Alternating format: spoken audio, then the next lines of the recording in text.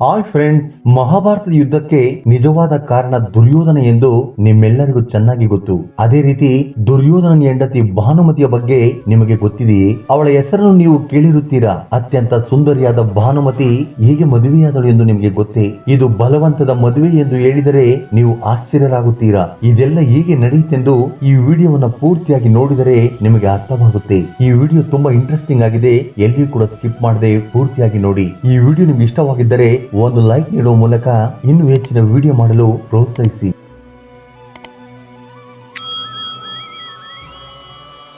ದುರ್ಯೋಧನನ ಮರಣದ ನಂತರ ಭಾನುಮತಿ ಏನಾದಳೆಂದು ಕೂಡ ಈ ವಿಡಿಯೋದಲ್ಲಿ ತಿಳಿದುಕೊಳ್ಳೋಣ. ಸ್ನೇಹಿತರೆ, ಮಹಾಭಾರತದಲ್ಲಿ ಕೌರವರು ಮತ್ತು ಪಾಂಡವರು ಅಲ್ಲದೆ ಇನ್ನೂ ಹಲವಾರು ಪಾಪ್ಯುಲರ್ ಕ್ಯಾರೆಕ್ಟರ್ಸ್ ಗಳು ಇದ್ದವು. ಆದರೆ ಲಿಸ್ಟ್ ನಲ್ಲಿ ವಿಲನ್ ಆಗಿ ಗುರುತಿಸಿಕೊಂಡ ದುರ್ಯೋಧನ ಮಾತ್ರವೇ ಇದ್ದಾನೆ ಹೊರತು ಅವನ ಹೆಂಡತಿ ಭಾನುಮತಿಯ ಬಗ್ಗೆ ಎಲ್ಲಿಯೂ ಕೂಡ ಸರಿಯಾದ ಮಾಹಿತಿ ಇಲ್ಲ. ಪ್ರಪಂಚದಲ್ಲಿ ತುಂಬಾ ಮಂದಿಗೆ ಭಾನುಮತಿಯ ಬಗ್ಗೆ ಸರಿಯಾಗಿ ಗೊತ್ತಿಲ್ಲ. ಕೆಲವರಿಗೆ ಭಾನುಮತಿಯ ಹೆಸರು ಮಾತ್ರ ಗೊತ್ತು.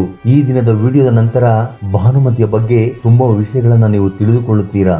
ಭಾನುಮತಿ ಕಾಂಬೋಜ ರಾಜ ಚಂದ್ರವರ್ಮನ ಮಗಳು. ಆ ಸಮಯದಲ್ಲಿ ದ್ರೌಪದಿಯ ಸೌಂದರ್ಯದ ಬಗ್ಗೆ ಪ್ರಪಂಚದಾದ್ಯಂತ ಚರ್ಚೆಗಳು ನಡೆಯುತ್ತಿದ್ದವು. ಅತಿ ಅಂದವಾದ ಸುಂದರಿಯ ಸ್ಥಾನದಲ್ಲಿ ದ್ರೌಪದಿ ಮೊದಲ ಸ್ಥಾನದಲ್ಲಿದ್ದರೆ, ಎರಡನೇ ಸ್ಥಾನದಲ್ಲಿ ಭಾನುಮತಿ ಎಂದು ನಿಸ್ಸಂದೇಹವಾಗಿ ಹೇಳಬಹುದು. ಕಾಂಬೋಜ ರಾಣಿ ರೂಪದಲ್ಲಿ ಮಾತ್ರವಲ್ಲ, ಜ್ಞಾನ, ಬುದ್ಧಿವಂತಿಕೆ ಹಾಗೂ ಅತಿಯಾದ ಬಲವಂತಳು ಎಂದು ಪ್ರಸಿದ್ಧಿಯನ್ನು ಹೊಂದಿದ್ದಳು. ಭಾನುಮತಿ ವಯಸ್ಸಿಗೆ ಬಂದ ಮೇಲೆ ದೊಡ್ಡ ದೊಡ್ಡ ಮಹಾರಥಿಗಳು ಅವಳನ್ನ ಮದುವೆಯಾಗಬೇಕೆಂದು ಕನಸು ಕಾಣುತ್ತಿದ್ದರು. ಭಾನುಮತಿಯ ವಿವಾಹಕ್ಕೋಸ್ಕರ ಚಂದ್ರವರ್ಮ ಸ್ವಯಂವರವನ್ನ ಏರ್ಪಡಿಸುತ್ತಾರೆ. ಇದರಲ್ಲಿ ಪ್ರಪಂಚದ 4 ಮೂಲೆಯಿಂದಲೂ ರಾಜರು, ರಾಜಕುಮಾರರು ಪಾಲ್ಗೊಂಡಿದ್ದರು. ತನ್ನ ಅಂದದಿಂದ ಎಲ್ಲರ ಮನಸ್ಸನ್ನು ಗೆದ್ದಿದ್ದ ಭಾನುಮತಿ ಮನಸ್ಸಲ್ಲಿ ಮಾತ್ರ ಅರ್ಜುನನು ಬೇಕೆಂದು ಕೋರಿಕೊಳ್ಳುತ್ತಿದ್ದಳು. ಹೌದು, ಇದು ಸತ್ಯ. ಆ ಸ್ವಯಂವರಕ್ಕೆ ಅರ್ಜುನನು ಕೂಡ ಬರುತ್ತಾನೆ, ಆ ಸ್ವಯಂವರದಲ್ಲಿ ನನ್ನನ್ನು ವಿವಾಹವಾಗುತ್ತಾನೆಂದು ಅಂದುಕೊಂಡಿರುತ್ತಾಳೆ. ಆದರೆ ಕೆಲವು ಕಾರಣಗಳಿಂದ ಅರ್ಜುನನು ಆ ಸ್ವಯಂವರಕ್ಕೆ ಬಂದಿರುವುದಿಲ್ಲ. ಭಾನುಮತಿ ಕೈಯಲ್ಲಿ ಹಾರವನ್ನ ಹಿಡಿದುಕೊಂಡು ಸ್ವಯಂವರಕ್ಕೆ ಬಂದಿದ್ದ ರಾಜಕುಮಾರರ ಮುಂದೆ ಬರಲು ಸಿದ್ಧಳಾಗ್ತಾಳೆ. ಆದ್ರೆ ತಾನು ಹುಡುಕುತ್ತಿದ್ದ ವ್ಯಕ್ತಿ ಕಣ್ಣಿಗೆ ಕಾಣುವುದಿಲ್ಲ. ಆ ಸ್ವಯಂವರಕ್ಕೆ ದುರ್ಯೋಧನನು ಕೂಡ ಬಂದಿರುತ್ತಾನೆ. ದುರ್ಯೋಧನನು ಮೊದಲ ನೋಟದಲ್ಲಿಯೇ ಭಾನುಮತಿಯ ಪ್ರೇಮದಲ್ಲಿ ಬಿದ್ದು ಹೋಗುತ್ತಾನೆ. ಅಲ್ಲದೆ ಭಾನುಮತಿಯನ್ನ ತನ್ನ ರಾಣಿಯನ್ನಾಗಿ ಮಾಡಿಕೊಳ್ಳಬೇಕೆಂದು ನಿರ್ಧಾರವನ್ನು ಕೂಡ ಮಾಡುತ್ತಾನೆ. ಆದ್ರೆ ಭಾನುಮತಿ ದುರ್ಯೋಧನನ ಮುಂದೆ ಬರದೆ ಅವನ ಮುಂದಕ್ಕೆ ಹೋಗುತ್ತಾಳೆ. ದುರ್ಯೋಧನನು ಭಾನುಮತಿಯ ನಿರ್ಲಕ್ಷ್ಯತನವನ್ನು ತಡೆದುಕೊಳ್ಳಲಾಗದೆ ಭಾನುಮತಿಯ ಕೈಯಲ್ಲಿದ್ದ ವರಮಾಲೆಯನ್ನ ಬಲವಂತವಾಗಿ ತನ್ನ ಕೊರಳಿಗೆ ಹಾಕಿಸಿಕೊಳ್ಳುತ್ತಾನೆ. ದುರ್ಯೋಧನನ ಈ ಕಾರ್ಯದಿಂದ ಸ್ವಯಂವರಕ್ಕೆ ಬಂದ ರಾಜರುಗಳೆಲ್ಲ ದುರ್ಯೋಧನನ ವಿರುದ್ಧ ಮಾತನಾಡಲು ಶುರು ಮಾಡುತ್ತಾರೆ. ಆಗ ದುರ್ಯೋಧನನು ತನ್ನ ಸ್ನೇಹಿತನಾದ ಕರ್ಣನನ್ನ ಯುದ್ಧದಲ್ಲಿ ಯಾರಾದರೂ ಸೋಲಿಸಿದರೆ ನಾನು ಭಾನುಮತಿಯನ್ನ ಬಿಟ್ಟುಕೊಡುತ್ತೇನೆ, ಇದು ಸಾಧ್ಯವಾಗದೇ ಇದ್ದರೆ ಭಾನುಮತಿಯನ್ನ ನಾನು ಹಸ್ತಿನಾಪುರಕ್ಕೆ ಕರೆದುಕೊಂಡು ಹೋಗುತ್ತೇನೆಂದು ಅಲ್ಲಿದ್ದ ರಾಜರುಗಳಿಗೆ ಸವಾಲನ್ನ ಹಾಕುತ್ತಾನೆ. ಕರ್ಣ ಮತ್ತು ದುರ್ಯೋಧನನ ಸ್ನೇಹದ ಬಗ್ಗೆ ಪ್ರಪಂಚವೇ ಸಾರಿ ಹೇಳುತ್ತದೆ. ಆ ರೀತಿಯಾಗಿ ಕರ್ಣನು ದುರ್ಯೋಧನನಿಗೆ ಒಳ್ಳೆಯ ಸ್ನೇಹಿತನಾಗಿದ್ದನು. ಆದ್ದರಿಂದಲೇ ಕರ್ಣನು ತನ್ನ ಸ್ನೇಹಿತನಿಗೋಸ್ಕರ ದುರ್ಯೋಧನನ ಪಕ್ಕದಲ್ಲಿ ನಿಲ್ಲುತ್ತಾನೆ. ಭಾನುಮತಿಯನ್ನು ವಿವಾಹವಾಗಬೇಕೆಂದುಕೊಂಡಿದ್ದ ರಾಜರುಗಳು ಒಬ್ಬೊಬ್ಬರೇ ಸವಾಲನ್ನು ಹಾಕುತ್ತಾ ಮುಂದೆ ಬರುತ್ತಾರೆ. ಅವರೆಲ್ಲರನ್ನು ಕೂಡ ಕರ್ಣನು ಮಣ್ಣು ಮುಕ್ಕಿಸುತ್ತಾನೆ. ಅವರಲ್ಲೊಬ್ಬನಾದ ಜರಾಸಂಧನು ಕರ್ಣನಿಗೆ ಸವಾಲನ್ನು ಹಾಕುತ್ತಾನೆ. ನಂತರ ಅವರಿಬ್ಬರ ಮಧ್ಯೆ ಸುದೀರ್ಘವಾದ ಯುದ್ಧ ನಡೆಯುತ್ತದೆ. ಕೊನೆಗೆ ಕರ್ಣನು ಜರಾಸಂಧನನ್ನ ಸೋಲಿಸುತ್ತಾನೆ. ಜರಾಸಂಧನಿಗೆ ಕರ್ಣನಿಂದ ಮೊದಲ ಸೋಲು ಎದುರಾಗುತ್ತದೆ. ಯೋಧರೆಲ್ಲರನ್ನು ಓಡಿಸಿದ ಆನಂದದಲ್ಲಿ ದುರ್ಯೋಧನನು ಕರ್ಣನಿಗೆ ಮಾಲಿನ್ಯ ರಾಜ್ಯವನ್ನ ಕಾಣಿಕೆಯಾಗಿ ನೀಡುತ್ತಾನೆ. ಆಗ ದುರ್ಯೋಧನನನ್ನ ಎದುರಿಸುವವರು ಯಾರು ಕೂಡ ಇರುವುದಿಲ್ಲ. ಆ ನಂತರ ದುರ್ಯೋಧನನು ಭಾನುಮತಿಯೊಂದಿಗೆ ಹಸ್ತಿನಾಪುರಕ್ಕೆ ಬರುತ್ತಾನೆ. ಚಂದ್ರವರ್ಮನು ದುರ್ಯೋಧನ ಮಾಡಿದ ಈ ಕೆಲಸದಿಂದ ತುಂಬಾ ನೋವನ್ನು ಅನುಭವಿಸುತ್ತಾರೆ. ಅಲ್ಲದೆ ಭಾನುಮತಿಯು ಕೂಡ ತುಂಬಾ ದುಃಖವನ್ನು ಅನುಭವಿಸುತ್ತಾಳೆ. ಹಸ್ತಿನಾಪುರಕ್ಕೆ ಬಂದ ನಂತರ ದುರ್ಯೋಧನನು ಭಾನುಮತಿಯನ್ನ ವಿವಾಹ ಮಾಡಿಕೊಳ್ಳುತ್ತಾನೆ. ಆಗ ಭಾನುಮತಿಯು ತನ್ನ ಜೊತೆ ಅಂದವಾದ ಸ್ನೇಹಿತೆಯರನ್ನು ಕೂಡ ಹಸ್ತಿನಾಪುರಕ್ಕೆ ಕರೆದುಕೊಂಡು ಬರುತ್ತಾಳೆ.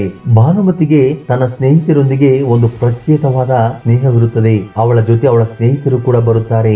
ದುರ್ಯೋಧನನು ಭಾನುಮತಿಯ ಒಬ್ಬ ಪ್ರಾಣ ಸ್ನೇಹಿತೆಯನ್ನ ಕರ್ಣನಿಗೆ ಕೊಟ್ಟು ವಿವಾಹ ಮಾಡುತ್ತಾನೆ. ಸ್ವಲ್ಪ ದಿನಗಳ ಕಾಲ ಭಾನುಮತಿಗೆ ದುರ್ಯೋಧನನ ಮೇಲೆ ಕೋಪವಿರುತ್ತೆ. ಆದ್ರೆ ಸ್ವಲ್ಪ ದಿನಗಳ ನಂತರ ದುರ್ಯೋಧನನನ್ನ ಗಂಡನಾಗಿ ಒಪ್ಪಿಕೊಳ್ಳುತ್ತಾಳೆ. ಇಬ್ಬರು ಕೂಡ ತುಂಬಾ ಅನೂನ್ಯವಾಗಿ ಪತಿ ಪತ್ನಿಯರಾಗಿ ಜೀವನ ನಡೆಸುವುದಕ್ಕೆ ಶುರು ಮಾಡುತ್ತಾರೆ. ಭಾನುಮತಿಯು ಅಂದ ಜ್ಞಾನದ ಜೊತೆ ಗಂಡ ದುರ್ಯೋಧನನಂತೆ ಭಾನುಮತಿಯಂತೆ ಬಲವಂತಳು ಕೂಡ. ಈಕೆಯೂ ಕೂಡ ಕುಸ್ತಿಯಲ್ಲಿ ಪ್ರಸಿದ್ಧಿಯನ್ನು ಹೊಂದಿದವಳು. ಭಾನುಮತಿಯು ತನ್ನ ಗಂಡ ದುರ್ಯೋಧನ ಜೊತೆ ಕ್ರೀಡೆಯ ರೀತಿ ಕುಸ್ತಿಯನ್ನು ಕೂಡ ಆಡುತ್ತಿದ್ದಳು. ತುಂಬಾ ಸರಿ ಭಾನುಮತಿಯು ಕುಸ್ತಿಯಲ್ಲಿ ದುರ್ಯೋಧನನ್ನ ಸೋಲಿಸಿದ್ದಳು ಕೂಡ. ಸ್ವಲ್ಪ ದಿನಗಳ ನಂತರ ಭಾನುಮತಿಯು ಅವಳಿ ಜವಳಿ ಮಕ್ಕಳಿಗೆ ಜನ್ಮವನ್ನು ನೀಡುತ್ತಾಳೆ. ಅದರಲ್ಲಿ ಒಂದು ಗಂಡು ಮಗು, ಇನ್ನೊಂದು ಹೆಣ್ಣು ಮಗು. ಮಗನ ಹೆಸರು ಲಕ್ಷ್ಮಣ, ಮಗಳ ಹೆಸರು ಲಕ್ಷ್ಮಣ. ಇಬ್ಬರು ಯುವರಾಜ ಯುವರಾಣಿಯರಾಗಿ ಬೆಳೆಯುತ್ತಾರೆ. ಇಬ್ಬರು ದೊಡ್ಡವರಾದ ನಂತರ ದುರ್ಯೋಧನನು ಸಂಪ್ರದಾಯದ ಪ್ರಕಾರ ಅವರ ವಿವಾಹದ ಬಗ್ಗೆ ಆಲೋಚಿಸಲು ಶುರು ಮಾಡುತ್ತಾನೆ. ಲಕ್ಷ್ಮಣಳು ಕೂಡ ತನ್ನ ತಾಯಿ ಭಾನುಮತಿಯಂತೆ ಅತಿ ಸುಂದರಿ, ಜ್ಞಾನವುಳ್ಳವಳು ಹಾಗೂ ಸೌಮ್ಯದಿಂದ ಕೂಡಿದವಳು. ದುರ್ಯೋಧನನು ಕರ್ಣನ ಜೊತೆಗಿರುವ ಸ್ನೇಹವನ್ನ ಬಂಧುತ್ವವಾಗಿ ಬದಲಾಯಿಸಬೇಕೆಂದುಕೊಳ್ಳುತ್ತಾನೆ. ಅದಕ್ಕಾಗಿ ಲಕ್ಷ್ಮಣನ ವಿವಾಹವನ್ನ ಕರ್ಣನ ಮಗ ಋಷಸೇನನ ಜೊತೆ ನಿಶ್ಚಯ ಮಾಡುತ್ತಾನೆ. ಅಲ್ಲಿಂದ ಲಕ್ಷ್ಮಣ ಹಾಗೂ ಋಷಸೇನನು ಒಬ್ಬರನ್ನೊಬ್ಬರು ಪ್ರೀತಿಸುವುದಕ್ಕೆ ಶುರು ಮಾಡುತ್ತಾರೆ. ಆದ್ರೆ ಪೂರ್ವವಂಶದ ಗೌರವವನ್ನು ಉಳಿಸಲು ಲಕ್ಷ್ಮಣನ ಸ್ವಯಂವರವನ್ನ ಏರ್ಪಡಿಸುತ್ತಾನೆ. ಈ ಸ್ವಯಂವರಕ್ಕೆ ದೂರ ದೂರದಿಂದ ಕ್ಷತ್ರಿಯರನ್ನ ಕರೆಸುತ್ತಾನೆ. ಆದ್ರೆ ಸ್ವಯಂವರಕ್ಕೂ ಮೊದಲೇ ತನ್ನ ಮಗಳು ಲಕ್ಷ್ಮಣಳು ಋಷಸೇನನ ಮದುವೆಯಾಗಬೇಕೆಂದು ಅಂದುಕೊಂಡಿರುತ್ತಾನೆ ಮತ್ತು ಎಲ್ಲರ ಸಂತೋಷವೂ ಕೂಡ ಅದರಲ್ಲಿಯೇ ಇರುತ್ತದೆ. ಸ್ವಯಂವರ ಕೇವಲ ಪ್ರಪಂಚಕ್ಕೆ ತೋರಿಸುವ ಸಲುವಾಗಿ. ಸತ್ಯವೇನು ಅಂದ್ರೆ ಲಕ್ಷ್ಮಣಳು ಋಷಸೇನನನ್ನ ಗಂಡನೆಂದು ಮೊದಲೇ ನಿರ್ಧಾರ ಮಾಡಿರುತ್ತಾಳೆ. ಈ ಸ್ವಯಂವರದಲ್ಲಿ ಶ್ರೀಕೃಷ್ಣನ ಮಗ ಸಾಂಬನು ಕೂಡ ಬಂದಿರುತ್ತಾನೆ. ಲಕ್ಷ್ಮಣಳ ಅಂದದ ಬಗ್ಗೆ ತಿಳಿದುಕೊಂಡು ಅವಳ ಸೌಂದರ್ಯಕ್ಕೆ ಆಕರ್ಷಿತನಾಗಿರುತ್ತಾನೆ. ಅದಕ್ಕಾಗಿಯೇ ಅವಳನ್ನು ವಿವಾಹ ಮಾಡಿಕೊಳ್ಳಬೇಕೆಂದು ಈ ಸ್ವಯಂವರಕ್ಕೆ ಬಂದಿರುತ್ತಾನೆ. ಆದ್ರೆ ಲಕ್ಷ್ಮಣಳು ಋಷಸೇನನನ್ನ ತನ್ನ ಗಂಡನೆಂದು ಸ್ವೀಕರಿಸಬೇಕೆಂದು ಮೊದಲೇ ಅಂದುಕೊಂಡಿದ್ದರಿಂದ ಎಲ್ಲರ ಮುಂದೆ ವರಮಾಲೆಯೊಂದಿಗೆ ಬರುವುದಕ್ಕೆ ಶುರು ಮಾಡುತ್ತಾಳೆ. ಲಕ್ಷ್ಮಣಳು ಸಾಂಬನನ್ನ ನಿರ್ಲಕ್ಷಿಸಿ ಮುಂದಕ್ಕೆ ಹೋಗುವುದನ್ನು ಸಹಿಸಲಾಗದೆ ದುರ್ಯೋಧನನು ಭಾನುಮತಿಯೊಂದಿಗೆ ನಡೆದುಕೊಂಡ ರೀತಿಯಲ್ಲಿಯೇ ಬಲವಂತವಾಗಿ ಸಾಂಬನು ತನ್ನ ಕೊರಳಿಗೆ ಹಾಕಿಸಿಕೊಳ್ಳುತ್ತಾನೆ. ಇದನ್ನು ಕಂಡ ದುರ್ಯೋಧನನು ಕೋಪದಿಂದ ಸಾಂಬನನ್ನ ಬಂಧಿಸಿ ಸೆರೆಮನೆಯಲ್ಲಿಡುತ್ತಾನೆ. ಶ್ರೀಕೃಷ್ಣನ ಸೋದರ ಬಲರಾಮನು ಸಾಂಬನನ್ನು ಬಂಧಿಸಿರುವ ವಿಷಯವನ್ನ ತಿಳಿದು ಕೋಪಾದ್ರಿತರಾಗುತ್ತಾರೆ. ಆಗ ದುರ್ಯೋಧನನ ಮೇಲೆ ಸೇಡನ್ನು ತೀರಿಸಿಕೊಳ್ಳಬೇಕೆಂದು ನಿರ್ಧಾರವನ್ನ ಮಾಡುತ್ತಾರೆ. ಇನ್ನೇನು ದುರ್ಯೋಧನ ಮೇಲೆ ದಾಳಿ ಮಾಡುವುದಕ್ಕೆ ಮುಂದಕ್ಕೆ ಬರಬೇಕು. ಆಗ ದುರ್ಯೋಧನನು ನನ್ನ ಗುರುಗಳಾದ ನಿಮ್ಮ ಜೊತೆ ಯುದ್ಧ ಮಾಡುವುದಿಲ್ಲ ಎಂದು ಹೇಳುತ್ತಾನೆ. ಜೊತೆಗೆ ಶ್ರೀಕೃಷ್ಣನ ಭಕ್ತೆಯಾದ ಭಾನುಮತಿಯನ್ನು ಈ ಸಂಕಟದಿಂದ ಪಾರು ಮಾಡು ಎಂದು ದುರ್ಯೋಧನನು ಸಲಹೆಯನ್ನ ಕೇಳುತ್ತಾನೆ. ಅತಿ ಬುದ್ಧಿವಂತೆಯಾದ ಭಾನುಮತಿ ಈ ವಿಷಯವನ್ನ ತನ್ನ ಕಡೆ ತೆಗೆದುಕೊಂಡು ಬಲರಾಮರೊಂದಿಗೆ ಚರ್ಚಿಸುತ್ತಾ ಆಚಾರದ ಪ್ರಕಾರ ಸಾಮ ಮತ್ತು ಲಕ್ಷ್ಮಣಳ ವಿವಾಹವನ್ನ ಮಾಡಿಸುತ್ತಾಳೆ. ದುರ್ಯೋಧನ ಮಗ ಲಕ್ಷ್ಮಣನು ವಿವಾಹದ ವಯಸ್ಸಿಗೆ ಬಂದ ನಂತರ ಬಲರಾಮನು ತನ್ನ ಪುತ್ರಿ ವತ್ಸಲೆಯನ್ನ ಲಕ್ಷ್ಮಣನಿಗೆ ಕೊಟ್ಟು ವಿವಾಹ ಮಾಡಬೇಕೆಂದುಕೊಳ್ಳುತ್ತಾನೆ. ದುರ್ಯೋಧನನು ಕೂಡ ಈ ವಿವಾಹಕ್ಕೆ ಒಪ್ಪಿಗೆಯನ್ನ ಸೂಚಿಸುತ್ತಾನೆ. ತನ್ನ ತಂದೆಯ ಮಾತಿನಂತೆ ಲಕ್ಷ್ಮಣನು ವತ್ಸಲೆಯನ್ನ ವಿವಾಹವಾಗುವುದಕ್ಕೆ ಒಪ್ಪಿಕೊಳ್ಳುತ್ತಾನೆ. ಆದ್ರೆ ವತ್ಸಲೆ ಅಭಿಮನ್ಯುವನ್ನ ಪ್ರೀತಿಸುತ್ತಿರುತ್ತಾಳೆ. ಅವರಿಬ್ಬರು ವಿವಾಹ ಮಾಡಿಕೊಳ್ಳಬೇಕೆಂದುಕೊಂಡಿರುತ್ತಾರೆ. ಅಭಿಮನ್ಯು ವತ್ಸಲೆಯನ್ನ ಪಡೆದುಕೊಳ್ಳುವುದಕ್ಕೆ ಘಟೋತ್ಕಜನ ಸಹಾಯವನ್ನ ಕೇಳುತ್ತಾನೆ. ಆಗ ಘಟೋತ್ಕಜನು ಸಹಾಯ ಮಾಡಲೆಂದು ಹೆಣ್ಣಿನ ವೇಷ ಧರಿಸಿ ಲಕ್ಷ್ಮಣನನ್ನ ಭಯಪಡಿಸುತ್ತಾನೆ. ಆಗ ಲಕ್ಷ್ಮಣನು ವತ್ಸಲೆಯನ್ನ ನಾನು ಮದುವೆಯಾಗುವುದಿಲ್ಲ ಎಂದು ಪ್ರಮಾಣ ಮಾಡುತ್ತಾನೆ. ಆ ನಂತರ ಅಭಿಮನ್ಯು ವತ್ಸಲೆಯನ್ನ ವಿವಾಹ ಮಾಡಿಕೊಳ್ಳುತ್ತಾನೆ. ಈ ವಿಷಯ ದುರ್ಯೋಧನಿಗೆ ತಿಳಿದು ಪಾಂಡವರ ಮೇಲಿನ ಕೋಪ ಇನ್ನಷ್ಟು ಜಾಸ್ತಿ ಆಗುತ್ತದೆ. ಕೌರವ ಮತ್ತು ಪಾಂಡವರ ಮಧ್ಯೆ ಮಹಾಭಾರತ ಕುರುಕ್ಷೇತ್ರ ಯುದ್ಧ ಶುರುವಾದಾಗ ದುರ್ಯೋಧನನ ಪುತ್ರ ಲಕ್ಷ್ಮಣನು ಅಭಿಮನ್ಯುವಿನ ಕೈಯಲ್ಲಿ ಮರಣ ಹೊಂದುತ್ತಾನೆ. ಮಗನ ಸಾವಿನಿಂದ ಭಾನುಮತಿ ಅತಿಯಾದ ದಿಗ್ಭ್ರಾಂತಿಗೆ ಗುರಿಯಾಗುತ್ತಾಳೆ. ಮಗ ಲಕ್ಷ್ಮಣ ಸತ್ತು ಹೋದ ನಂತರ ತನ್ನ ಗಂಡ ದುರ್ಯೋಧನನು ಭೀಮನ ಕೈಯಲ್ಲಿ ಮರಣ ಹೊಂದುತ್ತಾನೆ. ಈ ರೀತಿಯಾಗಿ ಭಾನುಮತಿ ಮಹಾಭಾರತದ ಯುದ್ಧದಲ್ಲಿ ಮಗ ಹಾಗೂ ಗಂಡನನ್ನ ಕಳೆದುಕೊಳ್ಳುತ್ತಾಳೆ.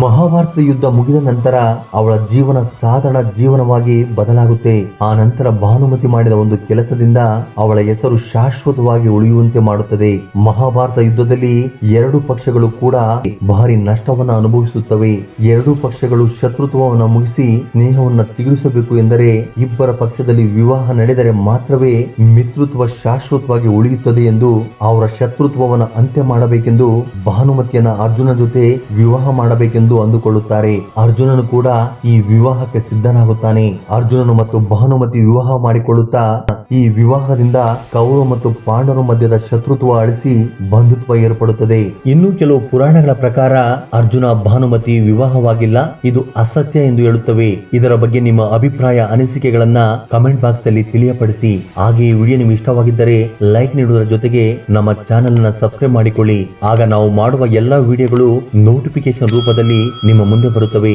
ಧನ್ಯವಾದಗಳು.